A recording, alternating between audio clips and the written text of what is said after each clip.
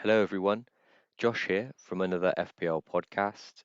This intro is just to highlight that this video in particular is a snippet from our full podcast ahead of Game Week 6, where we discuss the updated list of XG and XA top performers. For this and other Game Week 6 discussions, head over to the full podcast on YouTube, Spotify, or Apple Podcast. But if you're here just for the XA and XG top fives, then stay in this video. And of course, please like and subscribe if you find it helpful. Thanks for listening.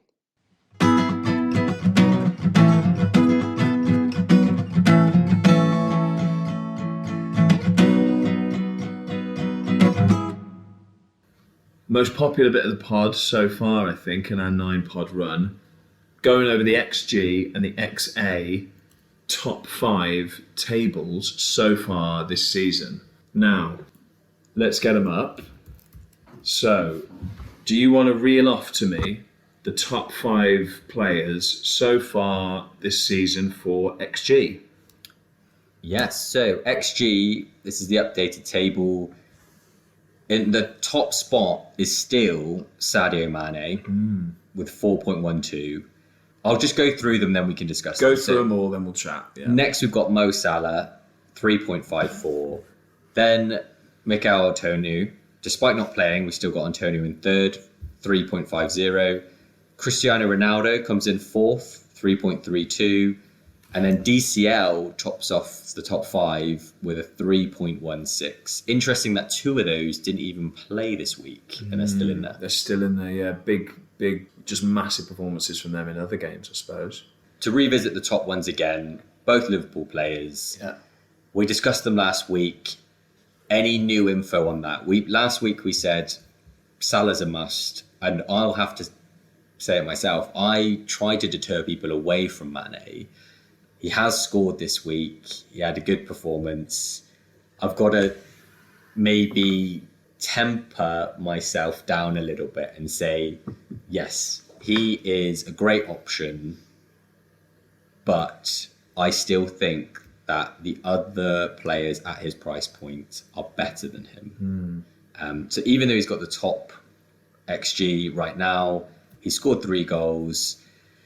I still think, obviously, Mo Salah is by far and away a better pick than him. And actually, you've got other picks that you can spend that money on, which is maybe better. What do you think? I still hold my position last week. And we broadly agreed on it, I think, really. Maybe a subtle difference. But in isolation, he's a great pick. But the implication on the rest of your team that he brings makes him definitely one to question, because you got Salah. You want other premiums. Mane, the price, he was overpriced, I think, this year. I think everyone agrees he was. But it means you've got another Liverpool slot. You've got Jota at 7.5, but we'll talk about him shortly, at way cheaper. In theory, as good as a player as Mane in FPL terms. So, yeah, I think he's great. What about this, though, Josh? So you've got Bruno Fernandes still in your team. Hypothetically, if someone gave you a free transfer just for this transfer to swap Bruno to Mane, would you do it? No, I don't think I would. Why and not? I think that it's because Bruno in himself is also a great pick. Do you? And I think when you're trying to find out who's better between 2 very good picks, it comes down to just... or not quite personal preference, but I think you can tie yourself in knots there. I think the bottom line is, if I was wildcarding right now, and I still have my wildcard, I wouldn't pick either. Not because they're not great picks, just because I want to spend my money on the big 4 that we discussed before, and often you can't squeeze these 2 in. No. If you're asking me purely from a listener's perspective, if they want to know who to pick out of the 2,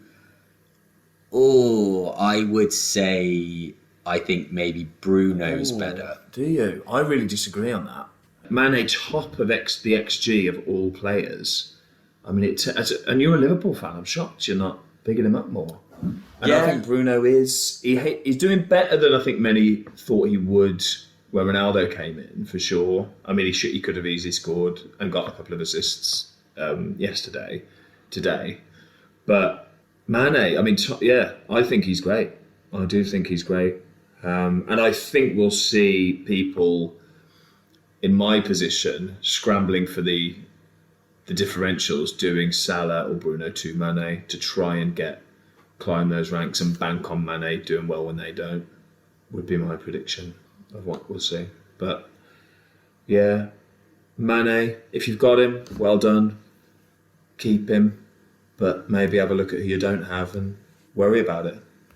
Yeah. So you're saying it's a hold. I would agree on a hold. A hold, but not a buy. Only because of there are better options, not because he's not great himself. Fair. Salah, do we need to say any more on him? We've said it before. Tune in last week if you want to hear us talk about Salah. Just get him in. If you don't have him, take a good hard look at yourself. Yeah, take a hit. Take a hit on your team if you have to. Get him in. Captain him when you're in doubt. For the love of God, don't do what I did. Just captain Salah. If he's got anywhere near a good fixture, definitely captain him. Who was next, Josh? Antonio, third. Mikel Antonio is back next week. Do you still have him? I had to get him out purely because my bench was looking weak, and I'm glad I did, because I did use everyone on my bench this week. So who was the striker you brought in for him? I actually brought in Lukaku, which is a bit annoying, but still would have been more points than having absolutely no one to play. True. So the big question mark is now trying to bring Antonio in replacement of someone else. Obviously, I don't want to get rid of Lukaku. Tony is my other striker, and that's just looking at those as a slight example. Other people may have be in similar scenarios where they may have had to get him out for a week. Do they now want to get him back in? I would, in a quickest way possible, I would say their fixtures still look pretty tasty. They've got Leeds, Brentford, Everton, who didn't look great obviously this weekend, Spurs and Villa. And he's still in, the top five, despite not playing this week. He's in electric form. I think, he's one of the strikers you've got to have in. It's a definite hold. If you don't own him, I think you've really got to be looking to find a way to get him back in, unless you've got some grand strategy outside of that, which is going to make up for his points. Or some mad fires to put out instead this week. But yeah, he's been a monster till that red card. He was this outstanding performer. I'm sure if he played this week, he'd be close to top of the table. I'm pleased I still have him. I welcome him back with open arms from my bench into my team this week, and very pleased to see him in that bus team lineup for me. And I haven't been that impressed with Leeds so far. I'm hoping he can get the goals. Yeah, if you've still got him, well done.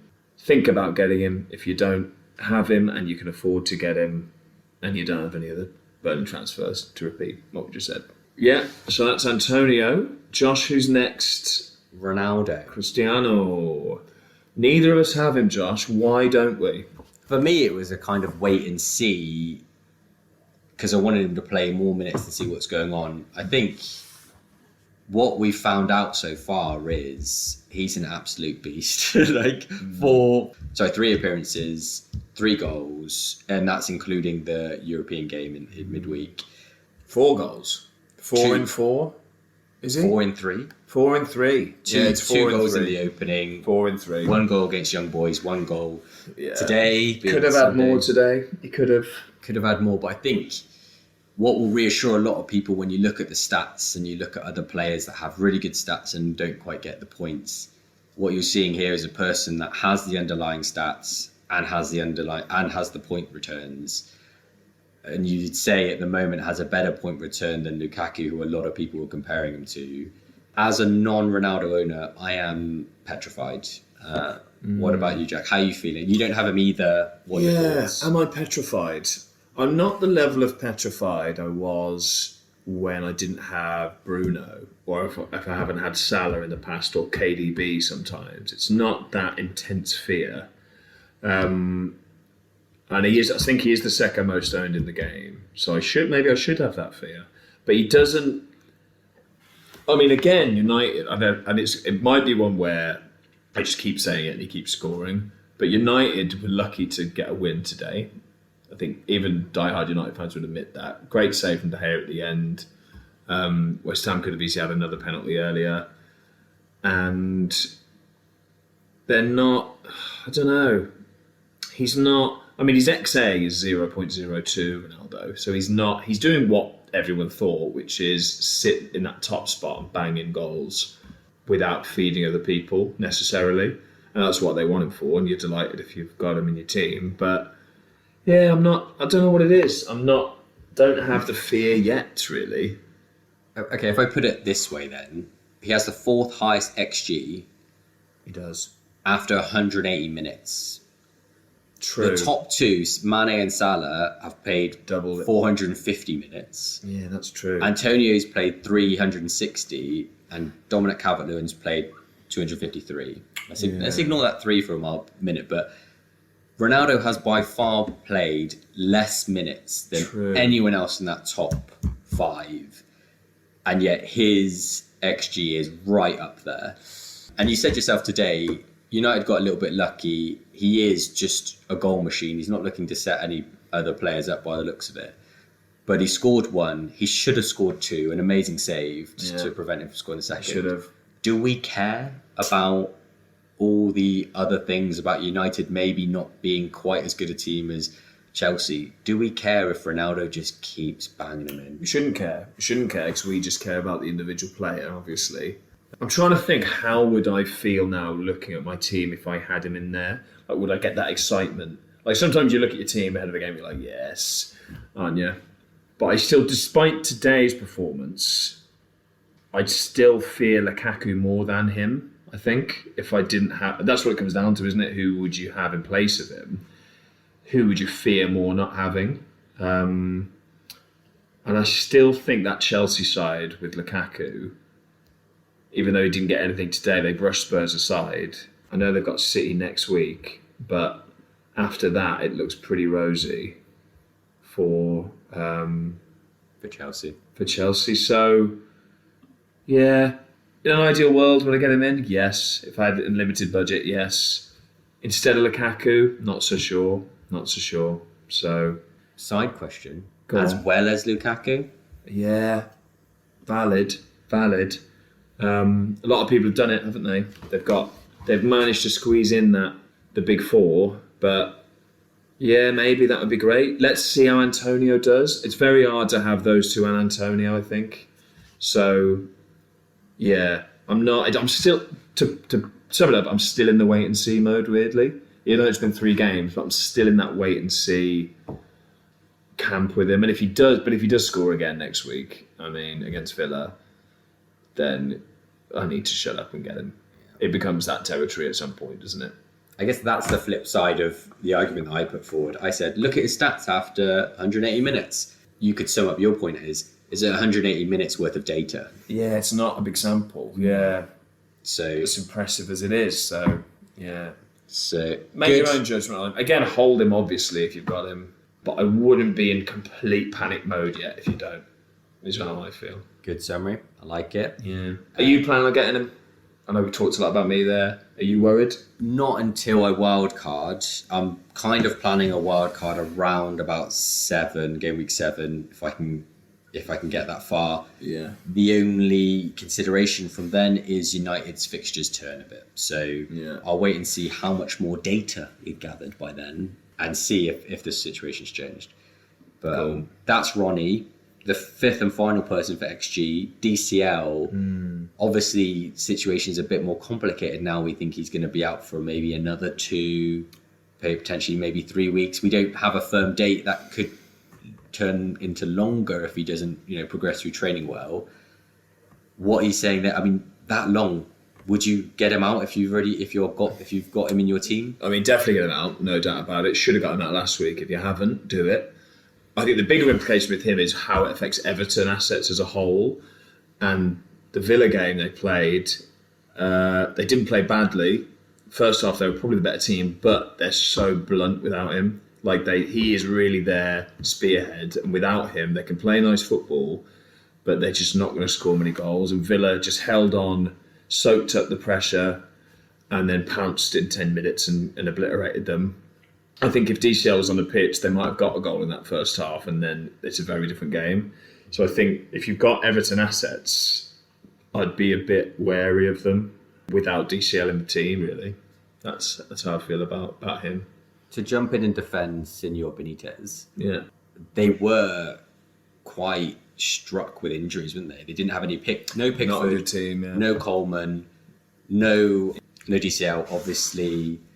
And then also, you're looking at how those kind of injuries affect their team as a whole, and a couple of new players coming in as well with Townsend and Gray. So, it's gonna impact them, isn't it? But I guess what you're saying is until they settle and those players come back, there is a big question mark over Everton.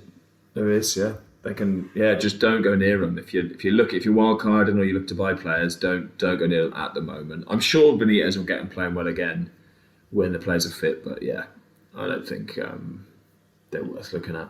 There it is. Easy answer for him. Next, the XAs. So cool. Do you want me to go through the top 5 for XA? Please do. So top 5, I'll just go through them first. Trent Alexander-Arnold, again, despite not playing this game week, leads the charts with 2.51 XA. Next, Bruno Fernandes in its second, 2.18. Gabriel Jesus comes in third, 1.74. Ivan Toney rocketing up after this game week, comes in at fourth with 1.62. And then Mohamed Salah, being present in both the XG and XA list, brings it up slot number 5 with 1.61 XA. Cool. So let's go from the top. I mean, do we need to talk about Trent? He didn't play this game week. He was ill. So tell me what's going on there, because that obviously affected a lot of people's teams this week. Livramento, I'm sure, saving a lot of people. What's happened with Trent? Josh, fill us in. Ill? Or was it a knock or was it ill? The report was illness. And actually, from what I can tell, everything out of the club is saying that it was...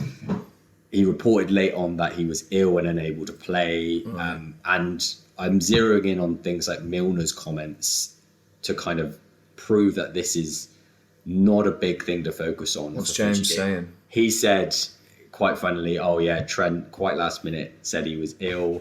Personally, I think it's a case of Zaha-itis, as he put it. Okay. So I think he's quite joking and saying that, he's all right. He's fine. He's just had a bit of illness, wasn't able to play for one game. I feel like players didn't used to get ill, and now illness is now a thing. COVID aside, especially Arsenal players, they're ill every week, it feels like. Yeah. Who's ill?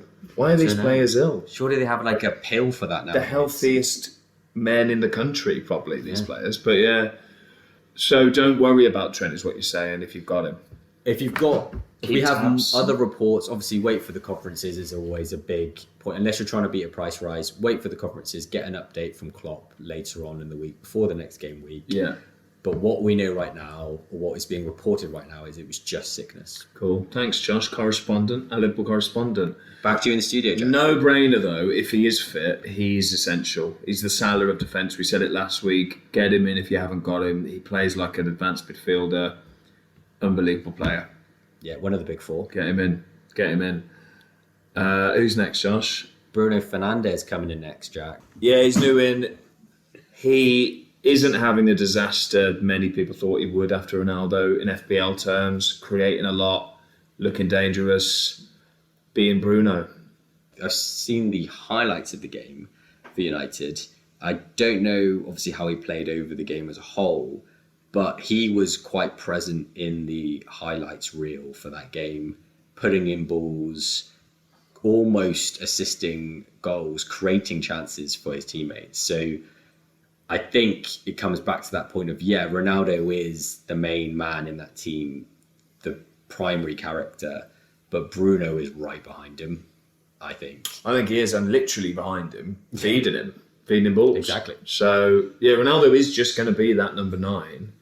Bruno needs to be pulling strings elsewhere, doesn't he? So I think, he's a great hold if you have him, and you do have him.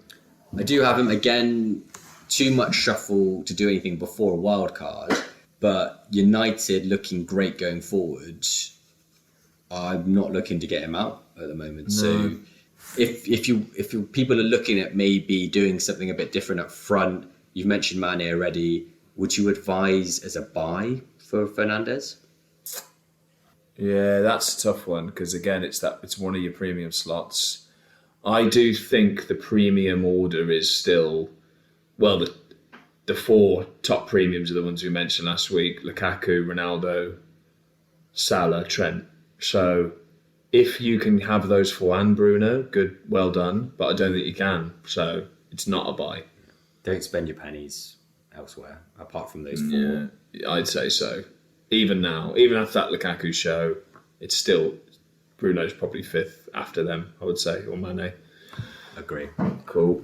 Third, Gabriel Jesus. Jesus. Yeah. What? I mean, obviously a little bit of a lackluster performance from City. I say result. Let's not say performance. Lackluster result from City. 0-0 against Southampton. Does that change your opinion of wanting to get a slice of that Man City pie? Well, I've got a slice and I'm not happy with my slice. It's a rotten slice. I'm going to return it to the kitchen because that slice is Torres, probably the most popular slice of that pie. And what we've said every week has happened to us this week with Torres. The rotation's kicked in, Pep Roulette's kicked in. You're going to get it with his assets. It's going to happen with Jesus. He's going to get rotated as well. Steer clear. Steer clear. And they've shown, I think, with this week that they're not battering teams 5-0 every week. So it's not like you're even guaranteed a return even if your City asset does play. So yeah, suddenly you don't feel like you have to take a risk to jump on that City bandwagon when they stutter with that result. You add in the risk of not being able to get on the starting lineup your player with all the rotation, and it's keep me away from City, please, basically. Yeah, totally agree. Next, fourth slot, someone talked about a lot. Ivan Toney talked about a lot, maybe as an underperformer up until now. What are we saying? Were we doing a 180 on him? Well, you say you are. You've kept him the whole time. Yeah, he looks amazing. Brentford now, I think, have found their feet a bit. Their philosophy, the way they play, the money ball, crazy formations and set pieces they play are kicking in now. And he's just really talented, isn't he, as an individual? Yeah, to have 1.62 XG and XA is really impressive. He's their talisman. 6.5 or whatever he is now. Has he gone up in price? Don't know. Not sure he did he? Not as of yet, no. He's arguably the bargain of the game at the moment. The only thing I would add to that is their fixtures coming up. So Liverpool, West Ham, Chelsea, Leicester, Burnley. Yeah. But again, he's not priced at 6.5. This is someone that you could bring in to have alongside your big four. Yeah. So what we're saying is, we don't have the luxury sometimes of picking the fixtures nicely for those enablers or more enabler type players. But at the moment, it maybe looks like he's growing into the character that we hoped he would for this season. Yeah. I mean, the other thing I would say, the striker slots are valuable, aren't they? You got the Ronaldo and Lukaku, Antonio's back. Maximan, we'll talk about him in a bit. And yeah, I got Bamford in. He was all right. But yeah, I think that's the only thing with Toney is he's obviously, he takes up one of those slots for you. And not everyone plays three at the top as well. But the price he is brilliant. Yeah. Brilliant stuff. Yeah. Yeah, as you know, I don't worry about fixtures with the attacking players so much. But maybe I should with the high performing this year. But yeah, Ivan Toney, great hold, possibly a buy if he enables other things in your team. Great. So fifth and final for the XA, probably not a lot to say on this one. Mohamed Salah. Mo Salah, yeah, we covered him. Get him in. Get him in. Mo, done.